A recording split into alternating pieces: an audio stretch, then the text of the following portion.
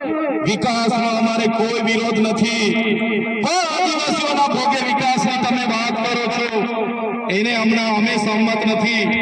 એક બાજુ આઝાદીના 78 વર્ષ થઈ ગયા, અમારા લોકો આજે આઝાદીના 78 વર્ષ પછી પણ 2% રોટલાઓ માટે અમારા લોકોને શહેરોમાં મજૂરી કરવું જવું પડે, અમારા બાળકોના શિક્ષણ માટે શાળાઓમાં શિક્ષકો માટે આંદોલન કરવું પડે, સારી શાળા માટે આંદોલન કરવું પડે, પીવાના પાણી માટે આંદોલન કરવું પડે, જંગલની જમીન માટે આંદોલન કરવું પડે, અમારી ખેતીના પાકના ભાવ માટે આંદોલન કરવું પડે, અમારા યુવાનો સાથે જે અત્યાચાર થાય એના માટે આંદોલન કરવું પડે, મારી 2 દીકરીઓ માટે આંદોલન કરવું પડે। ત્યારે અમે આ સરકારોને કહેવા માંગીએ છીએ, આ તમારી મનુવાદી સરકાર, આ તમારી સામંતશાહી સરકાર, આદિવાસી સમાજ હવે જાગી ગયો છે। સરકારને અમે કહેવા માંગીએ છીએ, હવે અમારો સમાજ લડેંગે જીतेंगे, जिंदाबाद मुर्दाबाद, आगे बढ़ो, हाय सरकार, हाय हाय, आवेदन निवेदन હવે અમે કરવા માંગતા નથી। તમે પડાલ ગામ પાડલિયા ગામ સાથે જે અત્યાચાર અમે કર્યો છે, જો આવનારા દિવસોમાં જે પણ લોકો પર એફઆઈઆર થઈ છે એ એફઆઈઆર રદ કરવામાં નહીં આવે તો આવનારા દિવસોમાં અમે પાલનપુર એસપી કચેરીનો ઘેરાવ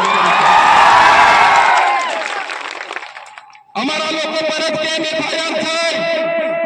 તમારે એફઆઈઆર કરવી હતી, જે પોલીસ અધિકારીઓએ લાઠીચાર્જ કર્યો, જેમનો આદેશથી લાઠીચાર્જ થયો એવા ઉચ્ચ અધિકારીઓ પર બી એફઆઈઆર કરો, એ નેતાઓ પર પણ એફઆઈઆર કરો, એમના પર પણ કાર્યવાહી કરો।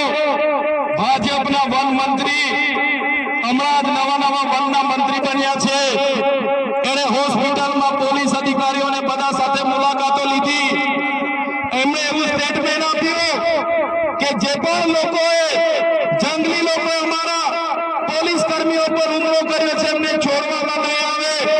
ત્યારે મીડિયા મિત્રો, એ ભાજપના મંત્રી, એમના કલેક્ટર, એમને કહેવા માંગુ છું, છોડવામાં નહીં આવે નહીં।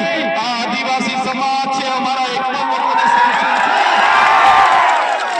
અમારા પાડલિયા ગામના એક પણ આગેવાનને ખોટી રીતે હેરાન કરશો તો અંબાજીથી ઉમરગામ નહીં, રાજસ્થાન અને મધ્યપ્રદેશના પણ હજારો આદિવાસીઓ અહીં આવીને ઉભા થઈ જશે। એફઆઈઆર રદ કરો, અને તમારે એફઆઈઆર કરવી છે તો બંને પક્ષે એફઆઈઆર કરો।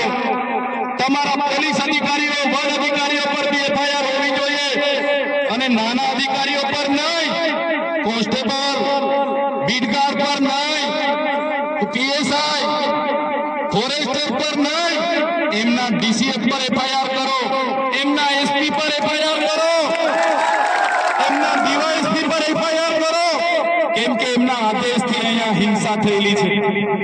ત્યારે સાથીઓ તમે જોઈ લો, આજે દેશમાં ચાહે છત્તીસગઢ હોય, ઝારખંડ હોય, આસામ હોય, મિઝોરમ હોય, મેઘાલય હોય, નાગાલેન્ડ હોય કે મણિપુર હોય, આજે આદિવાસીઓ સામે પોલીસ લડી રહી છે, આજે દેશની આર્મી સામે આદિવાસી લડી રહેલો છે, આજે આખા દેશની અડધી આર્મી આદિવાસીઓ સામે લડે છે।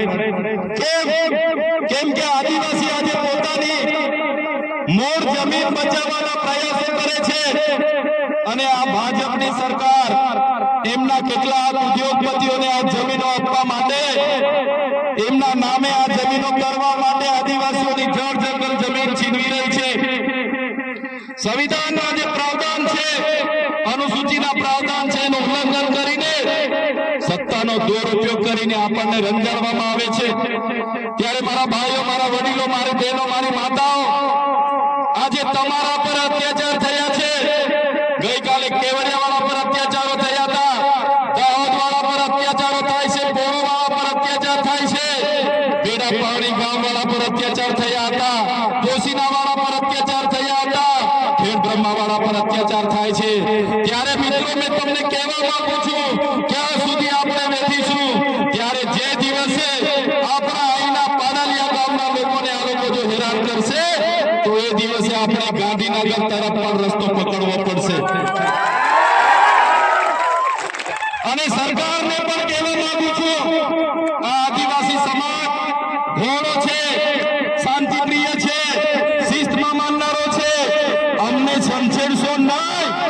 નહીં તો આદિવાસી સમાજ જે દિવસે રોડ પર આવશે, ગાંધીનગરનો રસ્તો પકડશે, તે દિવસે નેપાળ વાળી પણ અહીંયા થવાની છે.